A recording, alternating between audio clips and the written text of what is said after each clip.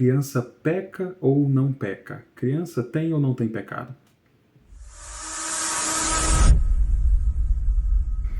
Por que foi gerada essa ideia de que criança não tem pecado?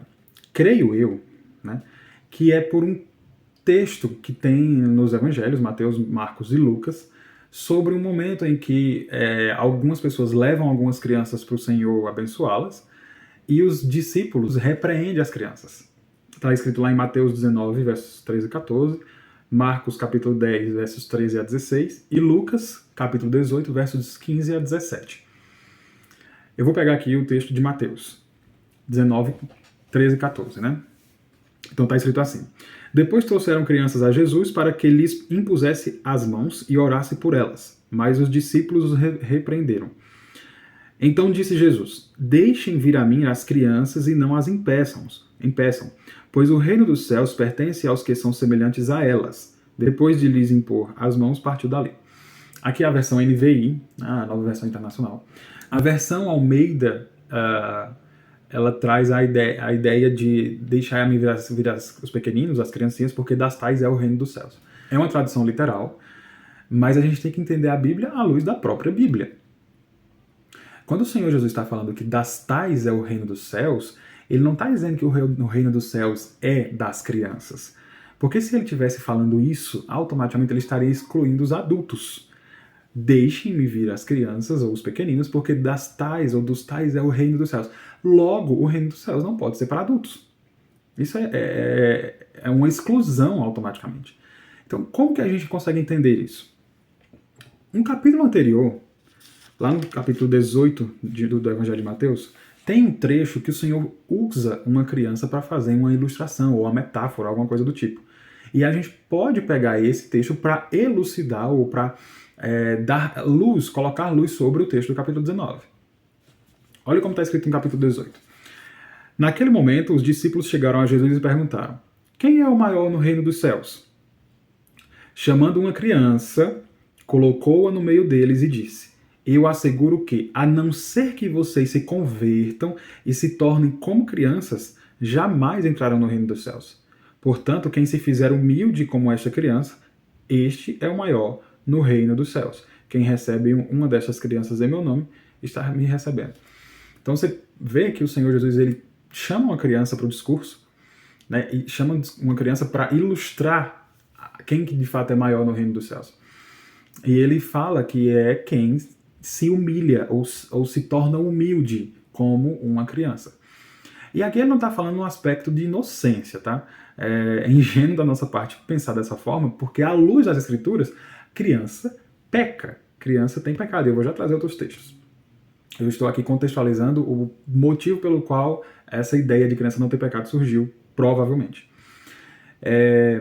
Então, ele traz a criança para o contexto, né, do seu discurso, e ele diz que quem não se converter e não se tornar como uma dessas crianças não vai ver o reino dos céus, jamais entrará no reino dos céus, e quem não se fizer humilde como essa criança. Ele está falando no aspecto da humildade, do reconhecimento de dependência, certo? Uma criança não precisa se preocupar com nada, né? Ela tem uma família, tem os pais, elas não precisam se preocupar com o dia de amanhã, elas não precisam se preocupar se vão ter comida ou não. Quem vai fazer isso são os pais, ela tem uma dependência direta de alguém. E ela sabe disso e vive de acordo com isso, né? Então, quando o Senhor Jesus traz essa ideia da criança para o seu discurso, ele está querendo evidenciar exatamente a questão da humildade, não é da inocência, é da humilhação. Você reconhecer que é dependente de alguém é você se tornar humilde. Então, quer ser o maior no reino dos céus? Reconheça a sua dependência do Pai, a sua dependência de Deus. É nesse contexto. Então a gente pode jogar luz no texto do capítulo 19. Né? Deixai haver as criancinhas, porque delas é o reino dos céus. De pessoas como elas é o reino do céu. Né? Lembrando que se ele está se referindo só às crianças, o reino do céu seria exclusivo de crianças. E não tem como isso acontecer. À luz da Bíblia, isso não é verdade. Então a gente tem que entender a Bíblia com a Bíblia. Certo? Beleza. Então, o que prova que de fato a criança tem pecado desde que nasceu, por exemplo? A gente precisa entender pecado não como atitude, não como uma ação consumada, mas como uma essência, como algo que faz parte da nossa substância. Quando Adão e Eva foram criados, eles eram perfeitos, eles não tinham pecado. Uma vez que eles caíram, a essência deles, a composição deles, espiritualmente falando, materialmente, fisicamente falando, tudo neles caiu junto. Na verdade, toda a criação caiu junto. A natureza caiu junto. Toda a criação de Deus, no plano físico, caiu. E, junto disso, todos os descendentes de Adão caíram. Está escrito lá em Romanos 4.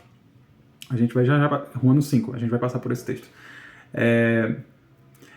Então a gente precisa entender pecado como essência, como algo que está dentro de nós, dentro da nossa natureza. Nós naturalmente somos pecadores. Nós não precisamos fazer coisas para nos tornarmos pecadores. Na verdade, nós fazemos porque somos pecadores. Se nós não fôssemos pecadores, nós não faríamos. Prova disso é que, a partir do momento que Adão caiu, ele incorre numa vida de pecado. Todos os seus descendentes incorrem numa vida de pecado, sem exceção.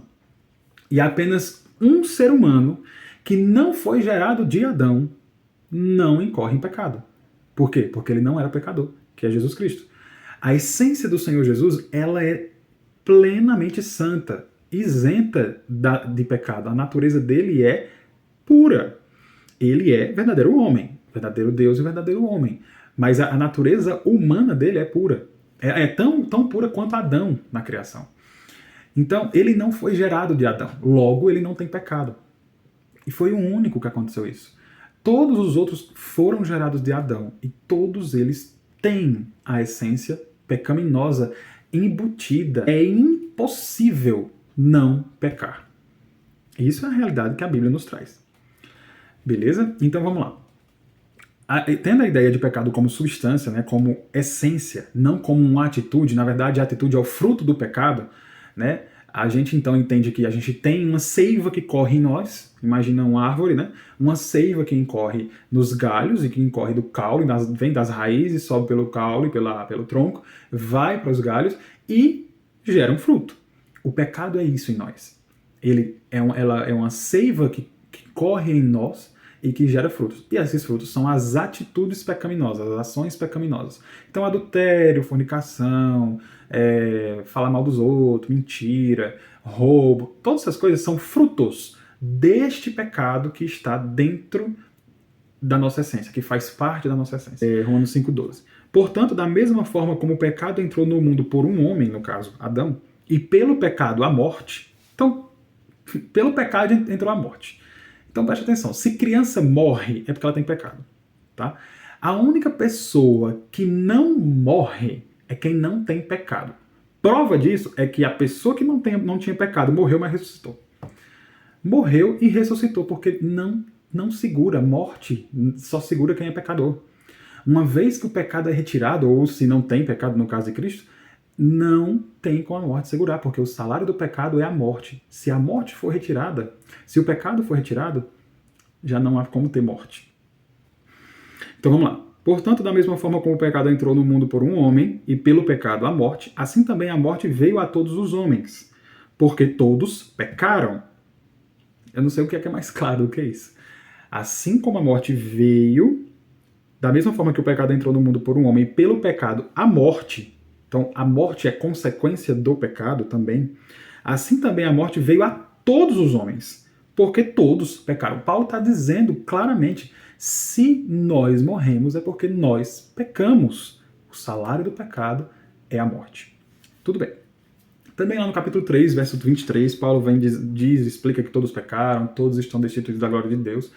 Não há quem queira o bem, não há ninguém que faça o bem, não há quem busque a Deus. Isso naturalmente falando. Se não for o Espírito Santo de Deus nos dando essa fome de Deus, é impossível, naturalmente falando, a gente correr atrás de Deus, justamente porque nós estamos mortos em nossos delitos e pecados. Então a gente sabe que se todos foram gerados em Adão ou de Adão, e todos vêm, portanto, com a natureza caída, pecaminosa, independente da idade dessa pessoa, uma vez que é gerado, uma vez que já é concebido em pecado. Prova disso é Davi, por exemplo, escrevendo o Salmo 51, que é o reconhecimento do pecado e arrependimento, né, o pecado que ele cometeu no adultério com Batseba e o homicídio de Urias, o esposo de Batseba. Quando ele reconhece isso e ele se arrepende, ele confessa a Deus o seu pecado, né, diz: Senhor, contra ti pequei, somente contra ti pequei, eu fiz o que tu reprovas, de modo que é justa a tua sentença, e tens razão em condenar-me. Davi se coloca num lugar completamente de humilhação e de humildade, reconhecendo a sua completa dependência da misericórdia de Deus. Ele se tornou uma criança aqui. Ele diz: é justo que o Senhor me condene, que o Senhor me condene, que a tua sentença é justa, e tu tem razão em me condenar. E aí ele explica: eu sei que sou pecador desde que nasci. Isso é Davi falando. Claro, guiado pelo Espírito Santo de Deus, porque naturalmente nós não conseguimos reconhecer pecado e nos arrependermos. O Espírito Santo nos convence do pecado, da justiça e do juízo. E uma vez que o Espírito Santo convenceu Davi de que ele estava errado, de que ele tinha pecado contra Deus, ele se arrepende amargamente. E ele fala: sei que sou pecador desde que nasci. Só que parece que para ele, o fato de ter nascido e, portanto, ser pecador ali naquele momento ainda é pouco. Ele fala: sim, desde que me concebeu minha mãe. No ato da concepção, no ato da fecundação, ali existe uma pessoa. Por mais que muitos hoje em dia queiram dizer que não. Ali existe uma pessoa, e essa pessoa é pecadora. Ali nasceu, surgiu na história um ser, e esse ser é contaminado pelo pecado. Ele diz exatamente isso. Sei que sou pecador desde que nasci. Sim, desde que me concebeu minha mãe.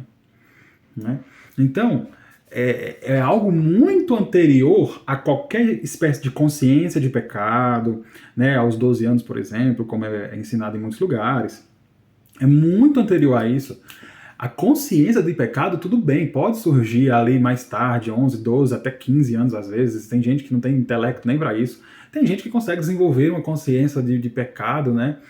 Muito antes que 12 anos. Tem gente que consegue fazer isso com 12 anos mesmo. Eu mesmo só vim ter consciência do meu pecado exatamente como pecado e necessidade de arrependimento com 28 anos, quando eu ouvi o evangelho de verdadeiro a primeira vez. Né?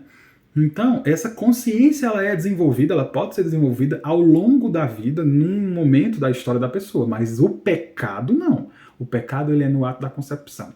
Na geração, você foi gerado em Adão, você já vem de fábrica com esse defeito. E a culpa não é de Deus. Lá em Gênesis 8, é o capítulo em que Noé está saindo da arca que ele fez, depois do dilúvio, e aí Deus manda ele sair da arca. E tem um verso que é importante, que é interessante, que parece que porque assim, antes era Paulo dizendo, agora Davi dizendo, mas aqui é Deus falando. Não que nos outros não tenha sido Deus, né? Foi o Espírito Santo que guiou os seus servos para explicar essas coisas. Tanto Paulo falando sobre todos pecaram, Davi dizendo que é pecador desde que nasceu. Todos eles estavam guiados pelo Espírito Santo. Aqui, em 8 de Gênesis, verso 21, é o próprio Deus falando. Verso 20. Depois Noé construiu um altar dedicado ao Senhor e, tomando alguns animais e aves puros, ofereceu-os como holocausto, queimando-os sobre o altar. Então, Noé faz um sacrifício, um holocausto, a Deus, e Deus se agrada.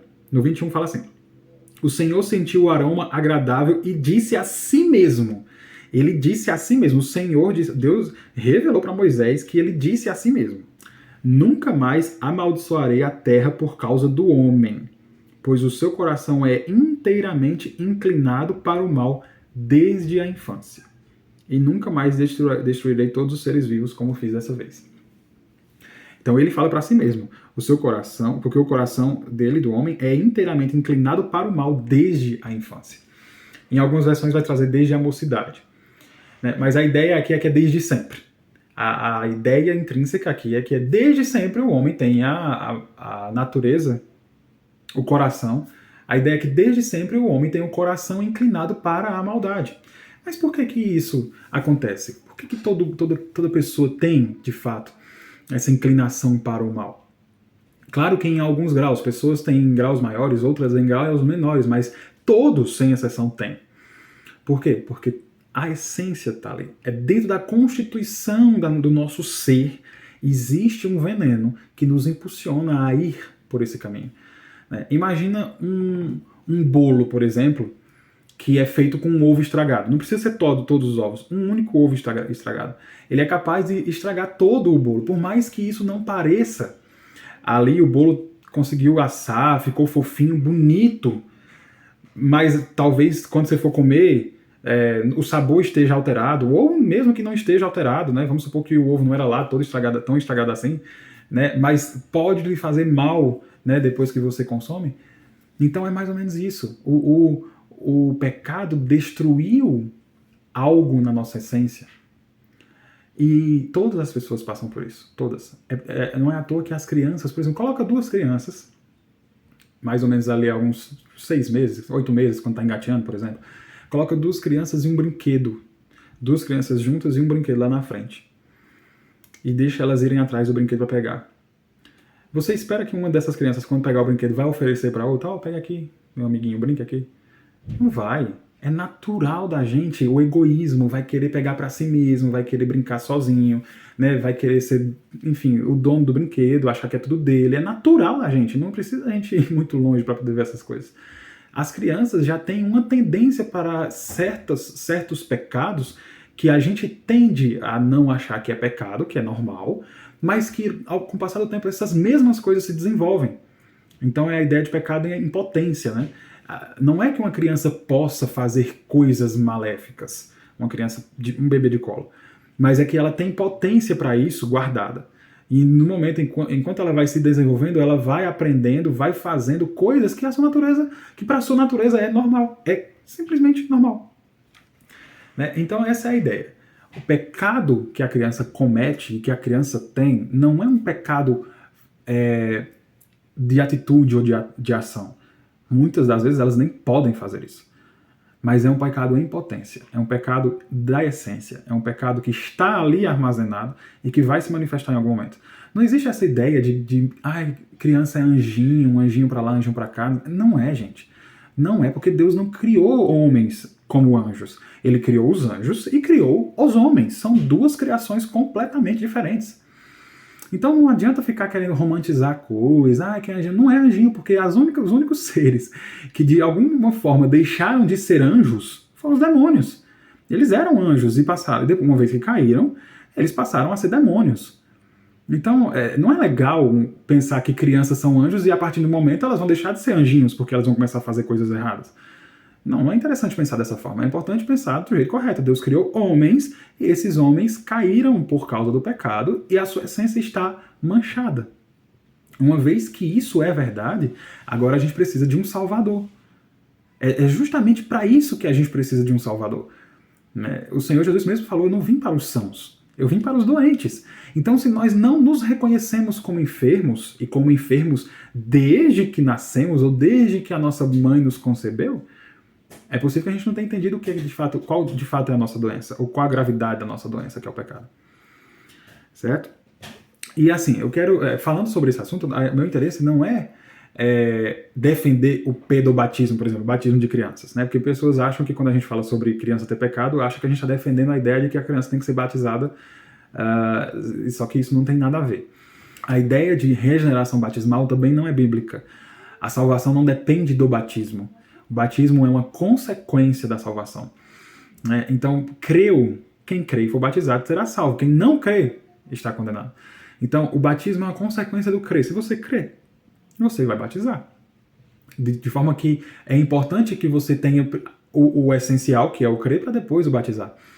Então, eu defendo o credo batismo. Eu me batismo porque eu reconheci meu pecado, reconheci que mereço condenação, que é justo que Deus me condene, mas creio que Ele mesmo providenciou um caminho, uma salvação para mim.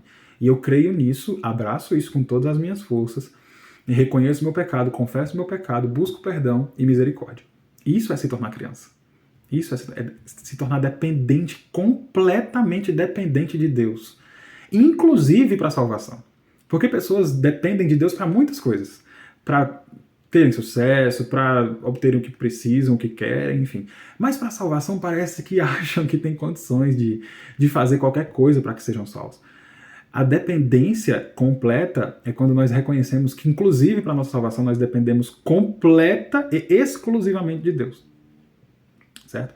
Então, a ideia que eu defendo é o credo-batismo. É o batismo a partir do crer, da compreensão de pecado e da compreensão da necessidade de arrependimento e busca por perdão.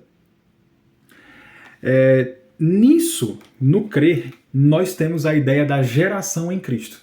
Então, se na nossa vida física, né, materialmente falando, nós fomos gerados em Adão e nossa natureza é caída essencialmente, em Cristo nós temos a regeneração dessa situação, desse estado. Lá em Romanos 5, continuando naquele versículo, aquele texto que eu estava lendo, Paulo escreve o seguinte: portanto, da mesma forma como o pecado entrou no mundo por um homem e pelo pecado a morte, assim também a morte veio a todos os homens, porque todos pecaram. Pois antes de ser dada a lei, o pecado já estava no mundo, mas o pecado não é levado em conta quando não existe lei. Todavia, a morte reinou desde o tempo de Adão até o de Moisés, mesmo sobre aqueles que não cometeram pecado semelhante à transgressão de Adão, o qual era um tipo daquele que haveria de vir. Um tipo é uma espécie daquele que haveria de vir. No caso, o antítipo é Cristo. Adão é um tipo de Cristo, um modelo, uma espéciezinha de Cristo. Verso 15. Entretanto, não há comparação entre a dádiva e a transgressão. A dádiva, no caso, que vem de Cristo, e a transgressão que vem de Adão. De fato, muitos morreram por causa da transgressão de um só homem. Mas a graça de Deus, isto é, a dádiva pela graça de um só, Jesus Cristo, transbordou ainda mais para muitos.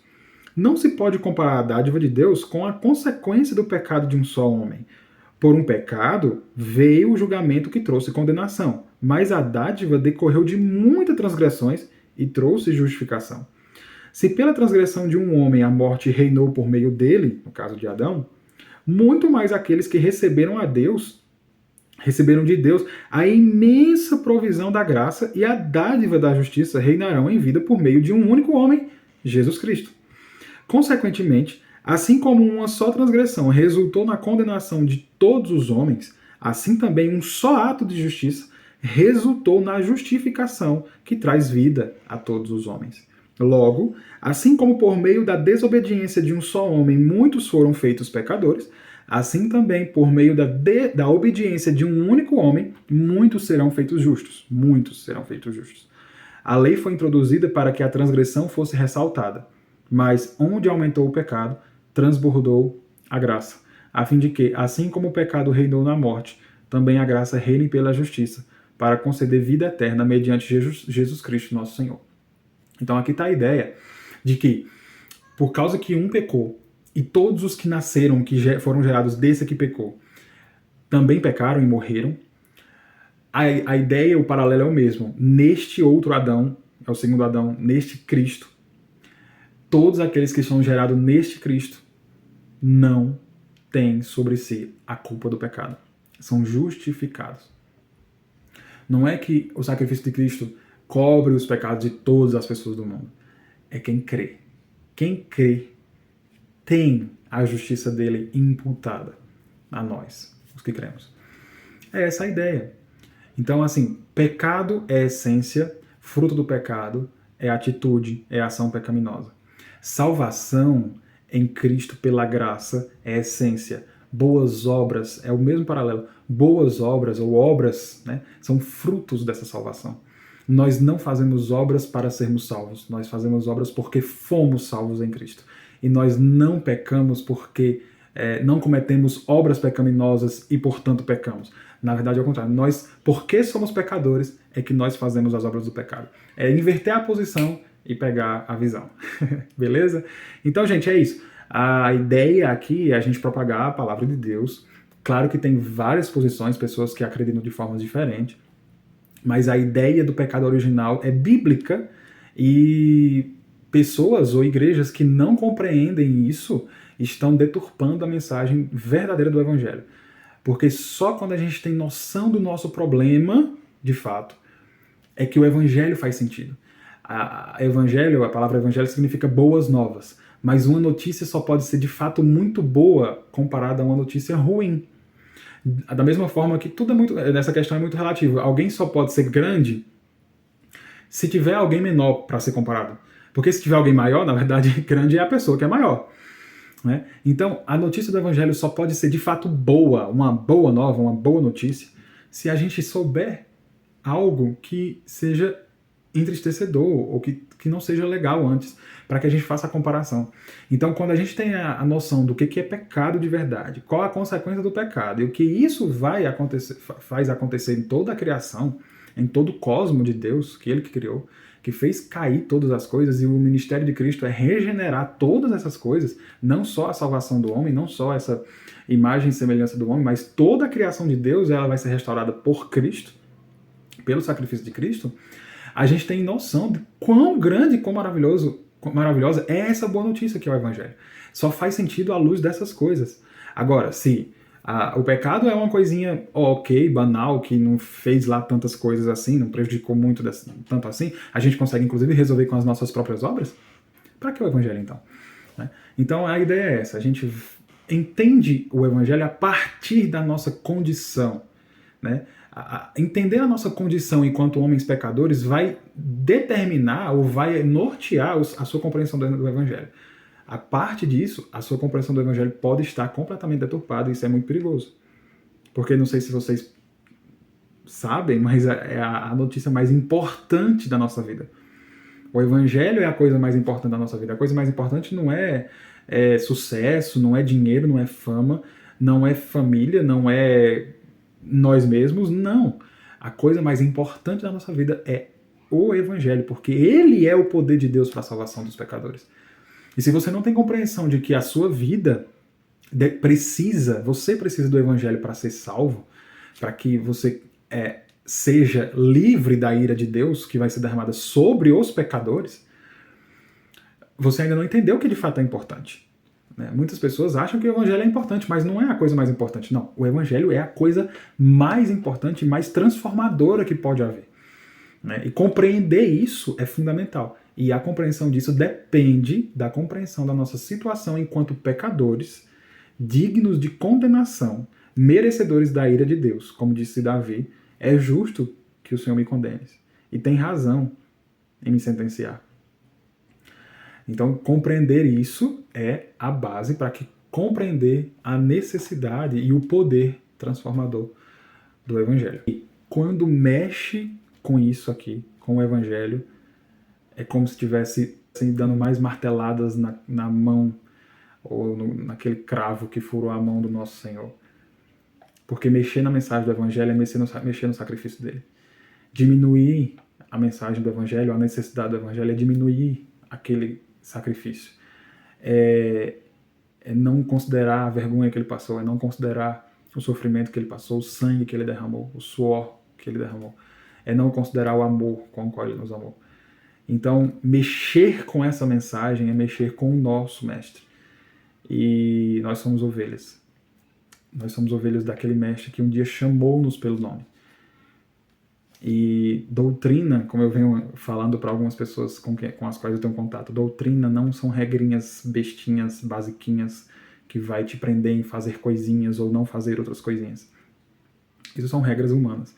Doutrina são verdades bíblicas que nós precisamos amar, que nós precisamos considerar, que nós precisamos entender, que nós precisamos compreender, que nós precisamos estudar, que nós precisamos nos aprofundar, que nós precisamos defender.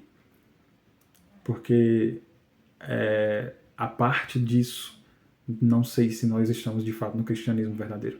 E é isso que me preocupa, tá bom? Que Deus os abençoe, gente.